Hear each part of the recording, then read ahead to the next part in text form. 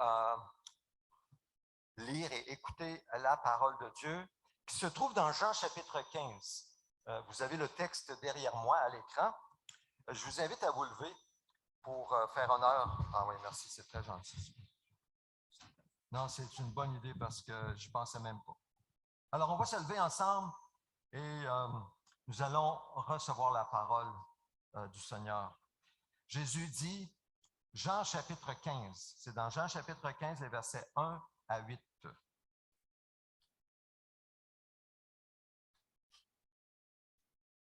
Victor, est-ce que tu aimerais nous faire la lecture? Je ne t'ai pas demandé, mais j'apprécierais beaucoup que tu viennes faire la lecture. Viens avec moi ici. Je vais te donner ce micro.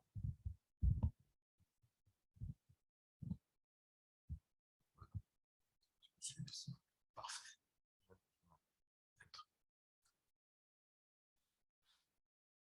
C'est moi qui suis le vrai cep, et mon père est le vigneron. Tout sarment qui est en moi et qui ne porte pas de fruits, il l'enlève. Et tout sarment qui porte du fruit, il le taille afin qu'il porte encore plus de fruits. Déjà, vous êtes purs à cause de la parole que je vous ai annoncée. Demeurez en moi et je demeurerai en vous. Le sarment ne peut pas porter de fruits par lui-même sans rester attaché au cep. Il en va de même pour vous si vous ne demeurez pas en moi. Je suis le cep, vous êtes les sarments. Celui qui demeure en moi et en qui je demeure porte beaucoup de fruits, car sans moi, vous ne pouvez rien faire. Si quelqu'un ne demeure pas en moi, il est jeté dehors comme le sarment et il sèche. Puis on ramasse les sarments, on les jette au feu et ils brûlent. Si vous demeurez en moi et que mes paroles demeurent en vous, vous demanderez ce que vous voudrez et cela vous sera accordé. Ce qui manifeste la gloire de mon Père, c'est que vous portiez beaucoup de fruits. Vous serez alors vraiment mes disciples. Amen.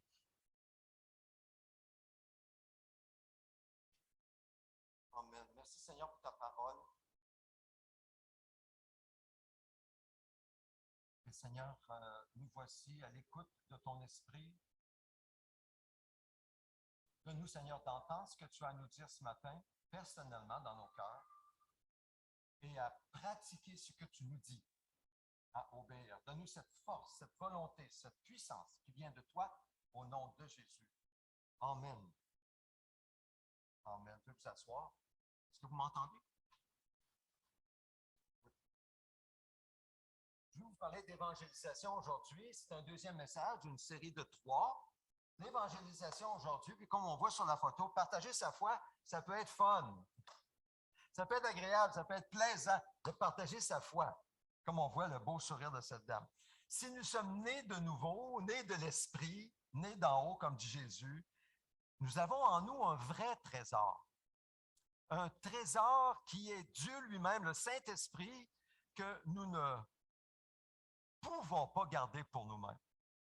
Nous ne pouvons pas garder ce trésor pour nous-mêmes. Et justement, le Seigneur nous a sauvés, non seulement pour nous donner la vie éternelle, mais pour nous établir afin de porter du fruit et de partager ce trésor à d'autres. Donc, nous ne voulons pas garder ce trésor pour nous-mêmes, parce que l'amour de Christ nous presse à le partager à d'autres. Mais comment? C'est ce que nous allons voir aujourd'hui. Comment partager ce trésor? Aujourd'hui, dans le monde dans lequel nous sommes. D'abord, nous prenons conscience de notre faiblesse naturelle. Nous sommes des êtres humains. On est loin de la perfection. Personne ici est proche de la perfection. On est loin de la perfection. Nous sommes faibles. Alors, comment allons-nous partager ce trésor dans le monde dans lequel nous sommes? Jésus l'a dit, l'esprit de l'homme est bien disposé. On veut bien, mais sa chair est faible. Quand vient le moment de le faire, on le sait, on l'a vécu. Des fois, c'est comme si on a la bouche pleine de cailloux, ça ne sort pas ou ça sort tout croche. Alors, comment le faire? Nous sommes tous faibles en nous-mêmes. Nous ne pouvons donc pas compter sur nous-mêmes. Hein, quand quelqu'un est faible, il ne compte pas sur sa faiblesse. On doit compter sur notre force, mais la force n'est pas nous, c'est ce qui est en nous. C'est l'esprit qui est en nous. C'est une puissance, une dynamite. Nous devons compter sur lui. Deuxième diapositive nous montre que nous portons ce trésor dans des vases de terre afin que cette puissance extraordinaire soit attribuée à Dieu et non à nous. Alors voyez-vous, on a ce trésor, mais dans des vases de terre que nous sommes, ce sont nos corps, ce sont nos cœurs, on sait très bien ce que nous sommes. On n'est pas toujours fiers de soi-même, n'est-ce pas? Alors, puisque ce trésor que nous portons se trouve dans des vases de terre que nous sommes, c'est l'apôtre Paul qui a écrit cela, alors demeurons en Jésus et laissons sa parole demeurer en nous, parce qu'elle est là la puissance dont nous avons besoin pour partager notre foi, partager ce trésor à d'autres. J'aimerais d'abord récapituler ce que nous avons vu il y a 2 semaines. D'abord, nous sommes nés de l'Esprit, nés de nouveau, nous avons un trésor en nous. Dieu nous a mis dans une famille, on n'est pas resté seul, hein? On vit dans une société individualiste, mais le Seigneur, lui, il nous appelle à faire partie d'un corps. Donc, il nous a placés dans une famille, comme membres de son corps. Troisièmement, nous avons en nous le message de l'Évangile, même si on ne le comprend pas au complet, nous le comprenons suffisamment pour être nés de nouveau, nés d'en haut. Et c'est ce message qui est la puissance de Dieu pour le salut de quiconque croit. Alors, je suis en train de faire une récapitulation ici. Quatrièmement, nous sommes appelés à annoncer ce message au monde selon l'approche de Dieu et non selon notre approche. Ça, c'est important. Et aujourd'hui, nous allons voir un peu plus qu'est-ce que c'est que l'approche de Dieu pour annoncer ce message. Cinquièmement, l'approche de Dieu, c'est l'incarnation. L'incarnation, c'est quoi? C'est de se faire, c'est que Dieu nous sème, nous, dans un monde de ténèbres, comme j'ai dit aux enfants tantôt, nous sommes des lumières, il nous sème. C'est l'incarnation, il nous place dans un monde de ténèbres pour éclairer et guider vers la vraie lumière du monde, qui n'est pas nous, c'est Jésus. Il a dit, je suis la lumière du monde, ça veut dire qu'il éclaire. Et sixièmement, étant dans ce monde, nous devons à notre tour incarner le message par notre attitude, par le fruit de l'esprit, le fruit que produit l'esprit en nous, c'est-à-dire l'amour, la joie, la paix. C'est comme ça qu'on doit partager le message à d'autres en incarnant le message et par nos prières dans le but de servir Jésus et sa bonne nouvelle à quiconque croit. On ne force pas le message à personne. C'est pour ceux qui croient, comme nous, et qui ont besoin d'entendre le message. Alors, Jésus a donné des paroles très claires. Écoutons et regardons les paroles à l'écran. 3e diapositive. Alors, ce que vous demanderez au Père, en mon nom, il vous le donnera. Et il dit, tout ce que vous demanderez en mon nom, je le ferai, afin que la gloire du Père soit révélée dans le Fils. Si vous me demandez quelque chose en mon nom, je le ferai. Et l'autre diapo, c'est encore plus fort. Jésus dit, et nous l'avons lu, nous l'avons entendu, si vous demeurez en moi et que mes paroles demeurent en vous, vous demanderez ce que vous voudrez et cela vous sera accordé. Ces paroles sont claires, ces paroles sont fortes. Jésus lui-même les a prononcées. Ça ne vient pas simplement d'un homme, c'est Dieu lui-même qui parle en Jésus. Ils sont presque incroyables. Quand on s'y arrête, j'ai l'impression pour moi-même que je dois comme gratter toute la foi que j'ai pour y croire et y appliquer ma vie. Mais remarquons bien que la promesse de Jésus est basée sur le fait de demeurer en lui. Ce n'est pas quelque chose d'automatique et d'indépendant, pas du tout. Il dit en son nom, en mon nom, et il dit si vous demeurez en moi et que mes paroles demeurent en vous, ça c'est la base pour avoir nos prières répondues. Dans les 3 textes que j'ai lus. Maintenant, demander au nom de Jésus, ce n'est pas simplement utiliser au nom de Jésus dans nos prières. Ça va beaucoup plus loin que ça. Ça veut dire demeurer en Jésus et d'avoir sa parole demeurer en nous. Et la question que je nous pose, est-ce que nous demeurons en Jésus? Est-ce que sa parole demeure en nous?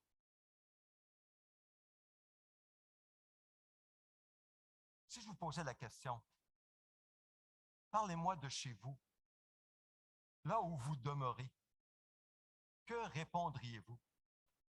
Hein, vous diriez, ben, chez nous, c'est chez nous. Je suis à mon aise chez nous. Quand je ferme la porte, puis je la verrouille, je me mets en pantoufle, puis là, je me sens bien parce que je suis chez nous. Je fais ce que je veux chez nous, je suis bien chez nous. Je me sens en sécurité. C'est chez nous. Alors, avec cette image de notre chez nous en tête, posons-nous la question, demeurons-nous en Jésus? Est-ce que Jésus, c'est chez nous? Parce que c'est la condition pour recevoir la réponse à nos prières. Il dit, demeurez en moi. Jésus dit, ton chez nous, c'est moi. Reste en moi. Et que mes paroles demeurent en toi. Que mes paroles restent en toi. Que mes paroles soient à l'aise en toi. Qu'elles se sentent chez vous, chez elle. Que mes paroles se sentent chez vous, chez toi. Alors, là, ça ouvre toute une autre dimension. Toute une autre dimension. Voyez-vous l'importance de la connexion, de l'intimité entre Jésus et chez nous. Jésus dit, demeurez en moi, c'est la condition. Et que mes paroles demeurent en vous. Ça me fait penser au texte qui dit, Jésus qui frappe à la porte d'une église et qui dit, voici, je me tiens à la porte et je frappe. Si quelqu'un entend ma voix et ouvre la porte, j'entrerai où? Chez lui. Ah, j'entrerai chez lui. J'entrerai chez vous si tu ouvres la porte. Il ne forcera pas la porte. Mais si tu l'ouvres, il va rentrer. Et qu'est-ce qu'il va faire? Il dit, je souperai avec lui et lui avec moi. Parlant d'un échange. Quand on soupe ensemble, normalement, on est dans une discussion. Et quand nous parlons à Jésus, quand nous l'avons accueilli chez nous, c'est la prière. Et quand il nous parle, c'est son esprit qui nous parle par sa parole le plus souvent possible. C'est ça, accueillir Jésus chez nous. Mais Jésus nous parle dans ses textes de demeurer chez lui, demeurer en lui et avoir sa parole demeurer en nous. Donc, c'est dans ce contexte de l'intimité avec Jésus, la communion avec Jésus, que Jésus nous appelle à porter du fruit et à témoigner dans ce monde. N'oublions pas cela. C'est la base. C'est la base pour partager notre message. Demeurer en Jésus, ça veut dire rester en Jésus, compter sur Jésus et avoir sa parole demeurer en nous, la méditer en tout temps. La prochaine diapo, Jésus utilise l'image du cep et des serments. C'est intéressant. Non, normalement, le fruit de la vigne, la grappe de raisin, contient des pépins.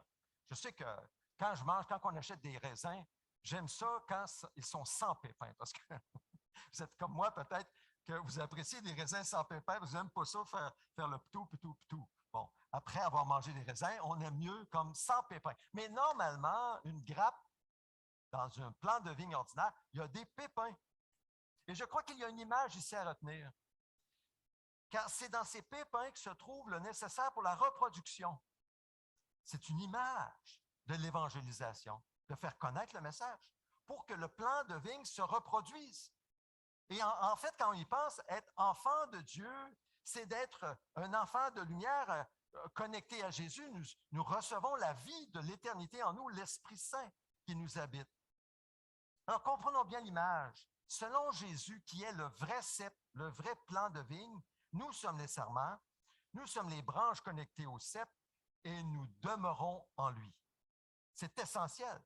Parce que si nous ne demeurons pas en lui, si par exemple nous commençons à porter du fruit, mais il n'est pas mûr encore, il n'est pas encore vraiment mangeable, puis que là, il y a quelque chose qui arrive, puis que ça coupe la sève de notre connexion avec le plan de cep qui est Jésus, qu'est-ce qui va se passer avec les raisins? Les raisins, là, ils ne mûriront jamais. Ils ne mûriront pas, ils sont coupés. Ils ont coupé de la sève, ils ne reçoivent plus la vie dans le fruit de l'esprit. Et puis là, ils vont tomber, tout simplement.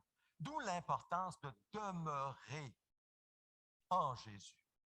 Voyez-vous, l'image, c'est relié avec l'évangélisation. On doit demeurer en Jésus pour que lui puisse mûrir, faire mûrir le fruit qui est le fruit de l'esprit, l'amour, la joie, la paix, la bonté. C'est dans ce contexte d'amour que nous partageons le pépin, la parole qui donne la vie. Parce que c'est toujours la parole de Dieu qui donne la vie. Toujours, dans d'autres paraboles, c'est ce qu'on voit. C'est la semence, c'est la parole qui donne la vie. Comment porter du fruit qui demeure toujours? Nous devons dépendre constamment de Dieu, et je souligne constamment de Dieu, par la prière. Et ici, quand je parle de la prière, ce n'est pas simplement une réunion de prière ou faire des prières pour les autres. Non, c'est parler avec Dieu. La prière, c'est d'être en communion, comme quand on soupe avec quelqu'un et on parle. On lui parle de toutes sortes de choses. C'est ça la prière. Alors, de demeurer dans un esprit de prière constamment, c'est la vie du chrétien. C'est comme ça que nous pouvons être en santé. On respire, c'est comme on respire de l'air, puis on jette ce qui est moins bon, hein, le dioxyde de carbone, et puis on respire l'oxygène. On vit comme ça. On peut vivre ainsi, de cette manière. La prière, c'est ça. C'est comme le respirer, comme l'air. C'est la source de tes mots. C'est ainsi que nous pouvons porter du fruit qui demeure, qui va rester sur le plan, le serment, qui va mûrir et qui va porter du fruit, qui va demeurer. Car sans la prière, notre fruit ne peut pas demeurer. La prière, c'est la connexion avec Jésus. Il ne pourra pas. Il va tomber, comme je disais tantôt. Alors, posons-nous la question. Accomplissons-nous, faisons-nous cette œuvre de marcher avec Dieu dans la prière et d'intercéder et de prier pour les autres qui nous entourent au travail, dans nos familles, parmi nos voisins. Pratiquons-nous cela ou est-ce que c'est simplement de la théorie? Il faut la pratiquer. Moi-même, je dois la pratiquer. C'est essentiel de la pratiquer. Oswald Chambers, qui a écrit un excellent livre, Tout pour qu'il règne, pose la question: demeurons-nous attachés constamment à Jésus et accomplissons-nous ce ministère de prière d'intercession? Et il ajoute ceci: il n'y a pas de piège ni de danger d'être trompé ou de faire preuve d'orgueil dans la véritable intercession, c'est-à-dire la prière pour les autres. Il n'y a pas de piège là-dedans. Il n'y a aucun piège. C'est un ministère caché qui porte des fruits par lesquels le Père est glorifié. Comprenez-moi bien, ça c'est l'essentiel. C'est l'essentiel avant de partager sa foi avec qui que ce soit. C'est caché dans nos cœurs, ce ministère de prière, d'intercession, mais c'est précisément la raison pour laquelle vous et moi, nous sommes sauvés par la grâce seule de Dieu. Car Jésus a dit, prochaine diapo, ce qui manifeste la gloire de mon Père, c'est que vous portiez beaucoup de fruits. Vous serez alors vraiment mes disciples. C'est ça le but de Dieu pour nous, c'est que nous portions beaucoup de fruits pour Dieu, en demeurant attachés au cep, dans la prière, en recevant sa force par son esprit, sa parole, et en comptant sur lui. Portez beaucoup de fruits pour la gloire du Père. Nous serons vraiment. C'est ça aujourd'hui. Les disciples de Jésus, c'est la définition, à quelque part. Jésus nous a choisis et sauvés, non seulement pour nous assurer une place avec lui au ciel, mais pour que nous portions du fruit, beaucoup de fruits qui demeurent. Encore, je pose la question, comment porter du fruit? Comment porter plus de fruits aujourd'hui que l'an dernier à pareille date? Écoutez, la plus grande source de puissance pour que nous portions du fruit, c'est l'expiation du Seigneur Jésus-Christ. La source est là. Suivez-moi. Qu'est-ce que ça veut dire l'expiation? L'expiation, c'est l'acte de Dieu où, en Jésus, il porte nos péchés et il nous réconcilie avec le Père. L'expiation, c'est que en Christ, en étant unis à lui par la foi, Dieu ne regarde plus à nos péchés, mais il vient plutôt vivre en nous par son esprit. La puissance est là. Voilà la source de la puissance. Tout est accompli, a dit Jésus sur la croix. Qu'est-ce qui est accompli? Notre salut. Ça ne dépend pas de nos efforts. Ça ne dépend pas de nos mérites d'être une bonne personne. Non, pas du tout. Ça dépend de Jésus et de notre foi en Jésus, c'est-à-dire de notre union à lui par la foi. C'est ce qui nous sauve, parce que Jésus nous sauve. Et c'est ainsi, par sa puissance, que nous pouvons partager son message. Ainsi, à cause de l'œuvre de Jésus, l'expiation de Jésus, nous sommes libres de toute dette devant Dieu. Nous nous tenons devant Dieu sans culpabilité, malgré nos fautes. Pourquoi? Parce qu'il les a portées. Et c'est en Jésus que nous nous présentons devant Dieu. C'est la bonne nouvelle. La bonne nouvelle, c'est ça. Nous pouvons nous tenir assurés et sauvés devant Dieu, sauvés et avoir la vie éternelle, basée sur la foi seule en Jésus seul. C'est le message de toute la Bible. Alors, comment vivre branché maintenant sur cette plus grande source de puissance? Dès le matin, au réveil, vous et moi, nous avons besoin de nous brancher, un peu comme tantôt quelqu'un est venu avec son téléphone sur sa tablette pour brancher parce qu'il a besoin de jus. Il a branché la tablette pour avoir du jus dans la tablette pour monter la. On a besoin de ça, mais de façon spirituelle. Nous venons, nous nous présentons devant Dieu et nous, par la foi, nous voyons la croix, nous nous unissons à lui et nous recevons un peu comme une nouvelle force par le Saint-Esprit qui agit en nous et qui vient nous recharger nos batteries. Nous devons connecter avec le Seigneur à tous les jours, dès le matin et même plusieurs fois par jour. Ensuite, nous comptons constamment sur l'intercession de Jésus pour nous afin de vivre la journée et de faire ce que Dieu nous appelle durant la journée, surtout si nous avons l'occasion de partager la parole. Quand nous partageons la parole, nous comptons sur le Seigneur parce que c'est lui qui va manifester sa force et qui va toucher les cœurs. Jésus est notre sagesse. Il est notre justice, il est notre sanctification et notre libérateur et il est notre puissance. Donc, la question que Chambers pose encore dans son livre, est-ce que je laisse ma vie spirituelle s'épuiser ou est-ce que je suis concentré, ramenant tout à un point central, l'expiation de mon Seigneur? C'est une question importante. Pourquoi? Parce que non seulement j'ai besoin pour moi de l'expiation de mon Seigneur, mais la personne à qui je parle, la personne qui croit et qui reçoit le message, a aussi besoin de l'expiation de son Seigneur pour être sauvé. Car c'est ça que les gens ont le plus besoin, c'est d'être libres de leur culpabilité. Parce qu'ils savent qu'ils sont coupables, ils savent à quelque part que Dieu est et qu'ils ont agi mal. Et comment ils vont pouvoir être libérés de cette dette? Comment? Par leurs efforts, ils savent que ce n'est pas suffisant. C'est par l'expiation de Jésus. Un seul chemin, la croix. Il a pris notre place. Lui, l'agneau de Dieu pur et sans tache, a été crucifié et il a reçu sur lui, dans son âme, la colère qui nous était réservée, la colère de Dieu, juste colère de Dieu.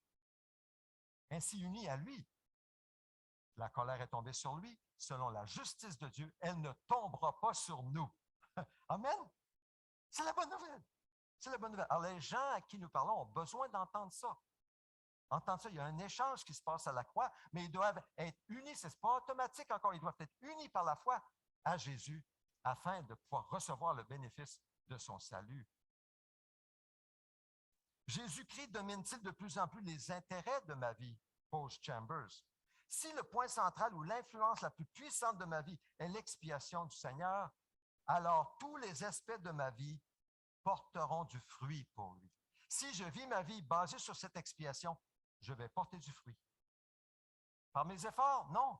Simplement parce que le courant coule entre le plan de cep et ma vie et je porte du fruit. C'est le Saint-Esprit qui fait l'œuvre. Mais je dois m'assurer que je suis bien connecté au plan de cep par la foi dans l'expiation de Jésus. Et croyez-moi, la parole le dit, non seulement nos péchés conscients, mais nos péchés inconscients, le sang de Christ nous purifie de tout péché. Mais je dois prendre le temps de réaliser quel est ce point central de puissance. Et ici, je vais vous donner, ça vient de Chambers, encore une fois, il pose la question, est-ce que je peux prendre 1 minute à chaque heure de ma journée et me demander si je suis connecté, si je demeure en Jésus? Puisque c'est si important, c'est un élément pratique de nous poser régulièrement la question, est-ce que je demeure en Jésus maintenant?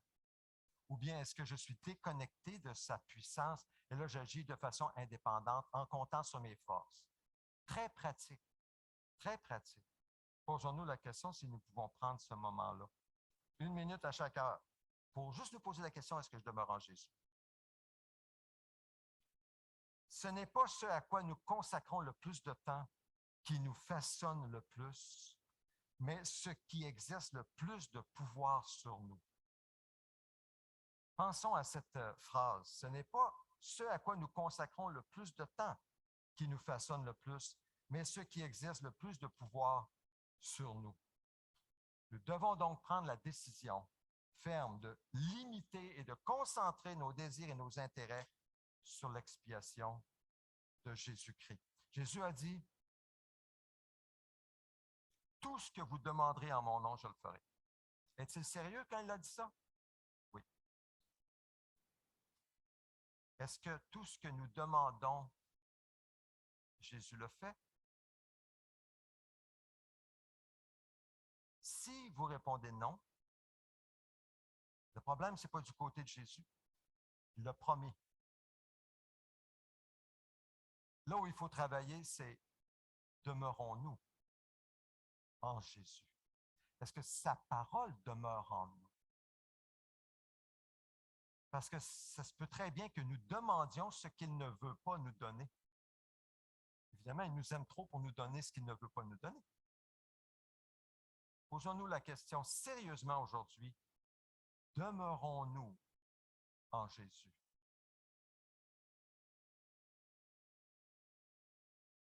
C'est important. C'est dans cette communion constante avec Jésus, fondée sur son expiation de nos péchés et sur la prière dans le nom de Jésus, en demeurant en lui, que s'opère notre témoignage dans ce monde. C'est la base. C'est la base. Maintenant, je veux terminer mon discours, le message que j'apporte maintenant avec des applications pratiques. Première application pratique. Avant de parler, aimons la personne. Démontrons-le en l'écoutant attentivement. Quand nous voulons parler de notre foi, soyons sûrs que nous n'évangélisons pas par obligation, mais par amour. L'amour de Christ nous presse. Nous voulons qu'ils entendent le message. Nous voulons qu'ils croient le message parce que nous savons, basé sur l'Écriture, avec l'aide de Dieu, que c'est le message de leur salut. C'est un message qui est urgent, important, parce qu'on ne sait jamais quand la mort arrive. Et après la mort, c'est trop tard, c'est fini. Donc, c'est un message urgent. Nous voulons, donc c'est l'amour de Christ qui nous presse. L'amour que l'Esprit produit en nous. Donc, lorsque nous écoutons l'autre, nous démontrons notre amour envers l'autre. Et lorsque nous l'écoutons, nous méritons d'être écoutés par la suite. Donc, toujours écoutons ce que l'autre dit, là où elle en est. Après avoir écouté, quand c'est approprié, offrons la prière. Mais oui, parce qu'on vient de voir l'importance de toute notre vie, c'est basé sur la prière dans le nom de Jésus. En étant connecté à Jésus, offrons la prière. Dans le nom de Jésus. Pensez-vous que Jésus ne sera pas intéressé à répondre? Oui, dans le nom de Jésus, en demeurant en lui. Prions pour la personne. Parce que lorsque la personne voit que Dieu est vivant, wow! Là, ce n'est pas juste une religion, là, c'est pas juste des... Non! C'est un Dieu vivant. Donc, offrons la prière quand c'est approprié. Ça m'est arrivé souvent de prier avec des gens qui étaient ouverts à ce point, à ce que Jésus vienne répondre à leurs besoins. Est-ce que je peux prier pour vous? Ah oui, vous pouvez prier pour moi. Est-ce que je peux prier maintenant pour vous? Ils sont souvent surpris parce qu'ils pensent que je vais aller faire une prière chez moi. Non, non. Est-ce que je peux prier pour vous maintenant? Oui. Puis évidemment, ils viennent de me partager le besoin et je demande à Dieu d'intervenir dans son besoin. C'est la première étape parce que après ça, la personne, ce que je veux, c'est qu'elle vienne à Jésus et prie.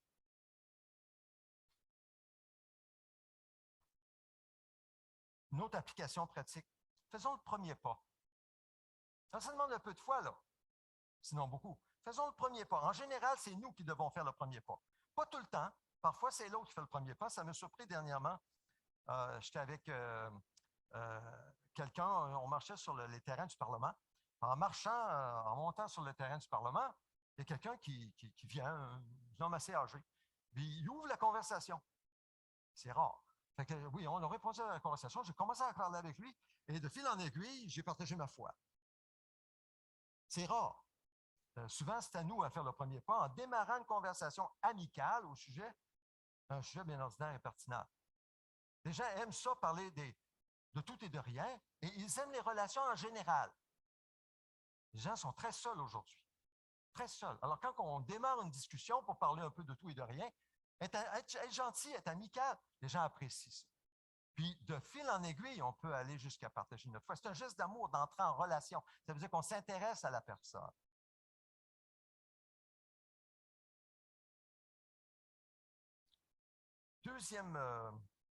Troisième application pratique, faisons un pas de foi vers un sujet d'ordre spirituel. Alors là, ça demande plus de foi. Alors, dans la discussion de parler de tout et de rien, des sujets qui l'intéressent, qui peuvent nous intéresser, c'est à un moment donné, c'est comme si le train passe.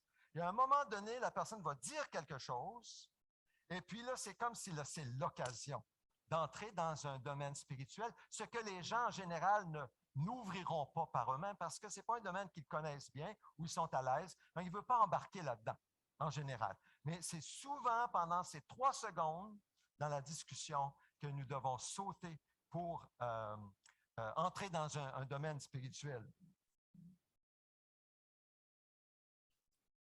C'est là où c'est important d'écouter attentivement l'autre.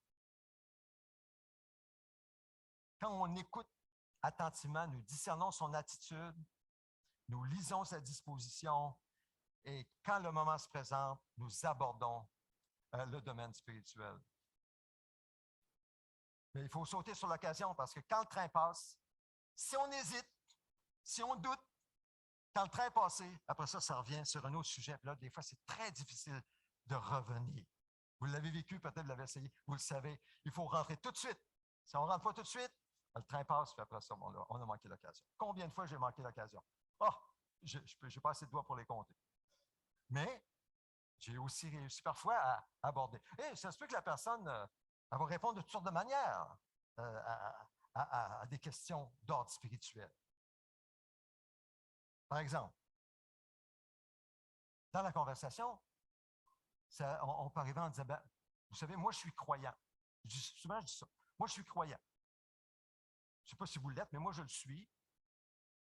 Puis, tiens, tout d'un coup, on ouvre le domaine spirituel. Croyez-vous en un être suprême?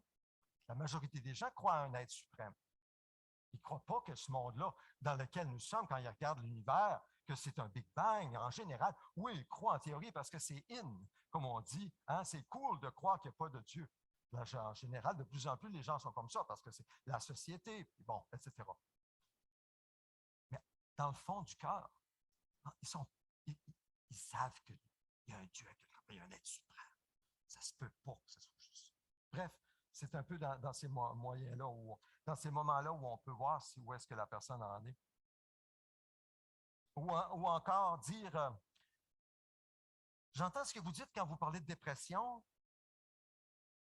Moi, je n'ai pas vécu une dépression comme vous, mais moi, quand je suis down, je prie. Est-ce que vous priez, vous? Tout à fait normal dans la discussion de poser une question comme ça. Ou encore, maintenant, avec les actualités, dire que moi, je trouve que le monde ne tourne pas très rond. On vient de vivre une COVID qui nous a comme paralysés partout dans le monde entier depuis 2 ans. Puis là, c'est la guerre en Ukraine. Puis là, ben, qu'est-ce qui va venir par la suite?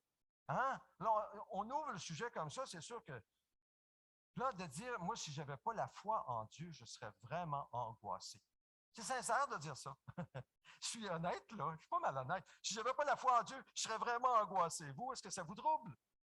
Là, tout d'un coup, on vient de parler de la foi en Dieu. Peut-être la personne va dire, oui, moi, j'ai la foi en Dieu aussi. Souvent, dans la conversation, je vais prier des prières. Seigneur, donne-moi la sagesse, donne-moi le mot, ouvre mon esprit. Parce que je ne sais pas, je ne connais pas la personne. On ne sait pas. Donc, on a besoin du Seigneur. Toujours être dépendant de l'Esprit de Dieu, parce que c'est lui qui connaît la personne. Dernière diapositive, je vais vous parler de... oui, vas-y donc, la prochaine. As-tu un autre? Oui, oui, ça. Je vais terminer avec ça, mais je reprendrai la semaine prochaine là-dessus. L'échelle d'Engel. L'échelle d'Engel, ça a été développé par un missionnaire pour un peu comprendre là où les gens en sont dans une échelle à partir de quelqu'un qui dit, moi, je ne crois pas que Dieu existe, et jusqu'au bout de l'échelle où je suis, oui, moi, je suis non seulement croyant, mais pratiquant, puis j'obéis à tout ce que Jésus me dit dans sa parole. Il y a une échelle. Le but, quand on parle de l'échelle ici, c'est lorsqu'on parle à quelqu'un, c'est de discerner où il se trouve dans l'échelle. Par exemple, si la personne elle est au point 7, une certaine compréhension de l'Évangile, et même si vous êtes là depuis le début tout à l'heure, ben vous avez une certaine compréhension de l'Évangile, je l'ai expliqué tout à l'heure. Oui, mais pas encore vraiment rendu au point numéro -6, conscience des principes fondamentaux de l'Évangile. Il faudrait lire plus, il faudrait peut-être y réfléchir plus longtemps. Alors, si on peut discerner où la personne est, notre but à ce moment-là, c'est de l'amener à la prochaine étape, simplement. Et de ne pas penser que, ah ben là, si elle n'a pas reçu le Seigneur, on a manqué notre coup. Pas du tout. Pas du tout. Notre but, c'est d'amener la personne à la prochaine étape dans l'échelle. Je pense que ça, c'est une échelle, je pense que c'est très pratique pour nous rassurer que quand nous partageons le Seigneur qui aime la personne veut l'amener à la connaissance de lui-même pour qu'elle puisse goûter à la vie éternelle. Donc, notre travail, c'est de partager la parole pour que la personne passe d'une étape à l'autre, puis tranquillement, avec l'aide de Dieu, le Seigneur lui-même est en train de l'amener dans l'échelle pour venir à la connaissance personnelle de Jésus pour qu'il soit sauvé. J'y reviendrai. Alors, on arrive à la conclusion. Conclusion. Demeurer en Christ et nous assurer que sa parole demeure en nous, tout en comptant sur l'expiation de Jésus, qui est comme notre grande source de puissance, c'est ce que nous avons besoin pour partager notre foi dans le monde où nous sommes aujourd'hui. La parole nous dit que c'est par la grâce que nous sommes sauvés, par le moyen de la foi, et cela ne vient pas de vous, c'est le don de Dieu. Ce n'est pas par les œuvres, afin que personne ne puisse se vanter. Et là, il parle à ce moment-là pour nous. En réalité, c'est lui qui nous a fait, c'est-à-dire qu'il nous a donné une nouvelle nature en Christ. Nous avons été créés en Jésus-Christ pour des œuvres bonnes que Dieu a préparées d'avance afin que nous les pratiquions. Les gens à qui nous partageons l'Évangile, ce sont des gens que le Seigneur met sur notre route. Il est à l'œuvre dans le cœur de ces personnes-là et nous entrons dans son œuvre. Son œuvre, ça fait partie des œuvres préparées d'avance que le Seigneur veut que nous pratiquions. Comme devoir, je nous donne à tous le défi d'écrire notre témoignage en 1 ou 2 minutes. 1 ou 2 minutes, écrire notre témoignage.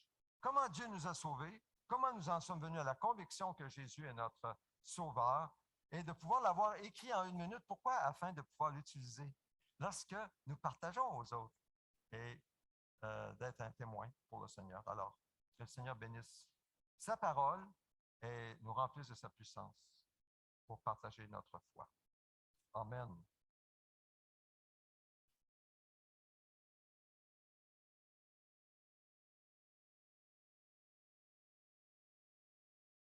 Nous allons partager le repas de communion. Si vous avez reçu Christ en vous, vous êtes unis à lui par la foi. vous êtes invités au repas de communion. Parce que le repas de communion représente la nourriture de notre âme. Parce que Jésus a dit, ceci est mon corps, ceci est mon sang. Et qu'en prenant ce pain et en prenant ce jus, nous témoignons que nous dépendons de Jésus dans son corps crucifié pour être sauvés. Il a pris nos péchés. Et nous dépendons de son expiation à la croix, une fois pour toutes, pour nos péchés. Ça reste du pain, ça reste du jus, ça ne devient pas le corps tangiblement, matériellement. Non, c'est par la foi que nous prenons ce repas. Donc, vous êtes invités, si vous êtes enfant de Dieu, en Christ, à partager ensemble, dans un même corps, le repas de communion. Vous avez le choix entre une petite coupe où il y a deux petites pellicules pour partager. Si vous prenez avec la pellicule, vous avez seulement à prendre une coupe. Sinon, si vous prenez l'autre, où il y a du jus, vous prenez aussi un petit morceau de pain, comme je le fais ici, et puis vous retournez à votre place et nous le partageons ensemble. Alors, je vous invite à venir à la table, prenez les éléments, retournez à votre place et nous allons le partager ensemble.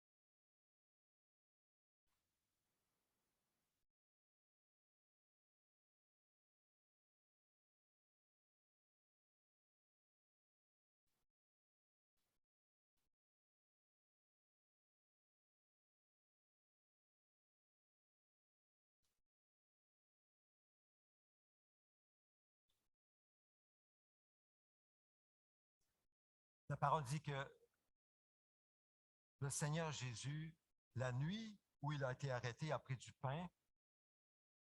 Après avoir remercié Dieu, il l'a rompu.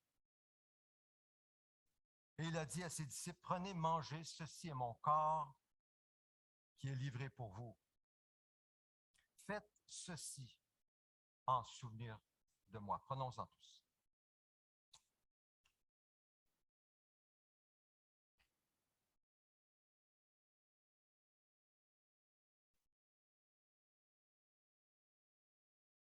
Seigneur, nous prenons ce pain en étant conscients que par la foi, c'est ton corps en qui nous sommes unis. Ton corps crucifié pour nous, pour nos péchés. Et par la foi, nous te célébrons dans ce repas, en communion avec toi. Nous te célébrons parce que tu as payé le prix pour notre salut. Merci, Seigneur. Amen. Après le repas, Jésus a pris la coupe et il a dit, cette coupe est la nouvelle alliance en mon sang. Faites ceci en souvenir de moi toutes les fois que vous en boirez. Prenons-en tous.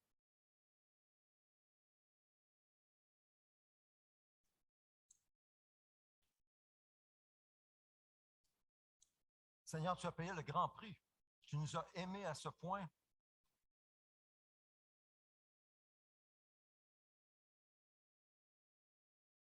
Tu nous appelles maintenant, Seigneur, à porter du fruit pour toi. Aide-nous, Seigneur, à demeurer en toi et ta parole demeurer en nous. Seigneur, montre-nous l'importance de demeurer en toi et d'avoir ta parole demeurer en nous. Nous ne voulons pas simplement, Seigneur, entrer dans ta présence éternelle les mains vides. Nous voulons avoir beaucoup de fruits à présenter à notre bon Père céleste. Alors, oh Dieu, nous dépendons de toi. Nous dépendons de toi. Alors, entends nos prières, Seigneur. Entends nos prières, entends les cris de notre cœur. Seigneur, tu lis dans nos cœurs, comme on a lu tout à l'heure le psaume 139, tu nous connais, tu nous sondes, tu nous examines.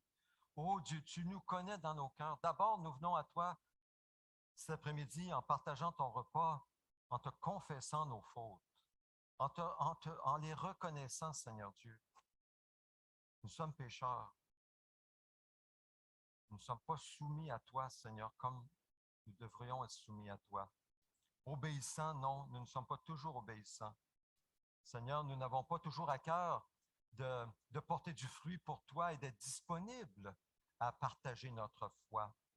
Et la parole qui peut donner la vie éternelle. Nous le reconnaissons, Seigneur. Souvent, nous avons peur.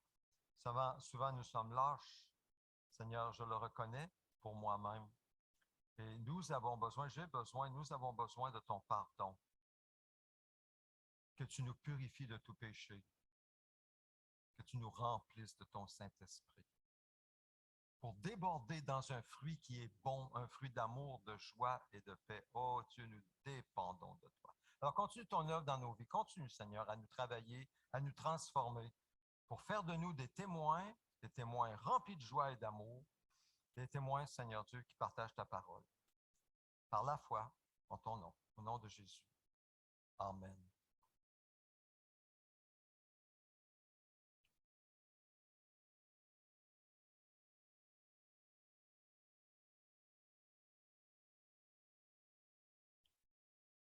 Je vous invite à vous lever pour la prière que le Seigneur nous a enseignée. Nous faisons cette prière pas simplement par habitude, mais en pesant les mots. Notre Père céleste, que la sainteté de ton nom soit respectée, que ton règne vienne, que ta volonté soit faite sur la terre comme au ciel. Donne-nous aujourd'hui notre pain quotidien. Pardonne-nous nos offenses, comme nous aussi nous pardonnons à ceux qui nous ont offensés. Ne nous expose pas à la tentation, mais délivre-nous du mal et du malin, car c'est à toi qu'appartiennent dans tous les siècles la règne, la puissance et la gloire. Amen. Et notre vision en tant qu'Église, c'est celle-ci. Ô Dieu, nous te désirons de tout notre cœur. Fais de nous une Église interculturelle, renouvelée et en santé. Viens, transforme-nous, de sorte que nous devenions des disciples centrés sur Christ, dynamisés par l'Esprit, axés sur la mission et capables de nous multiplier partout.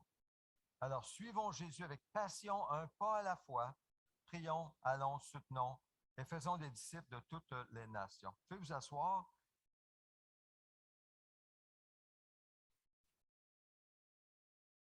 Que je peux demander à Landry, si tu veux bien te lever et apporter une prière au Seigneur pour les dîmes et les offrandes, s'il vous plaît.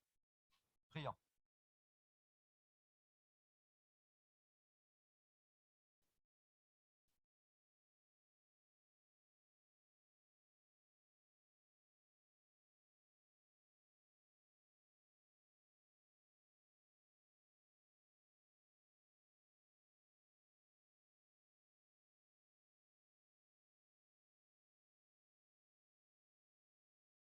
Amen. Amen. Merci. Quelques annonces en terminant. Soutien envers Winnie Michel. Merci à ceux qui ont apporté un soutien envers Winnie Michel, Patrick, la famille, à l'occasion de la naissance d'Athènes. Alors, on peut toujours continuer à apporter un soutien par des visites ou quoi que ce soit. Alors, Marianne, je ne sais pas si tu voulais ajouter un mot ici, simplement pour dire que ça va bien, ça s'est bien passé. Alors, s'il y a quoi que ce soit d'autre.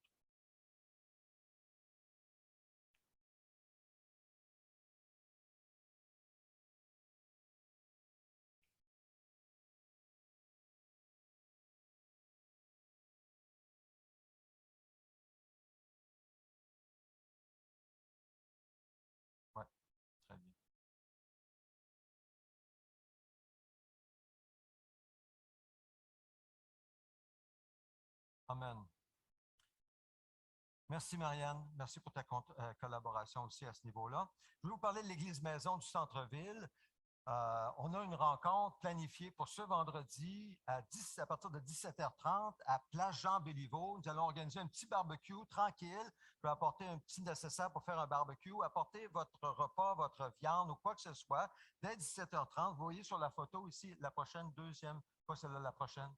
Prochaine, voilà. On voit le parc Jean-Béliveau, c'est devant le stade Vidéotron, l'amphithéâtre. Alors, il y a des arbres hein, à votre gauche, là, il y a des arbres, c'est là où nous serons. Là, il y a des tables de pique-nique. Apportez votre chaise, apportez votre repas. C'est annulé s'il y a la pluie. C'est annulé s'il y a la pluie. Mais s'il fait beau comme maintenant, on a un petit barbecue 17h30 pour nous réunir ensemble. La manière dont on va procéder, c'est pendant la première heure, 1 heure et demie, on va manger ensemble, on va partager.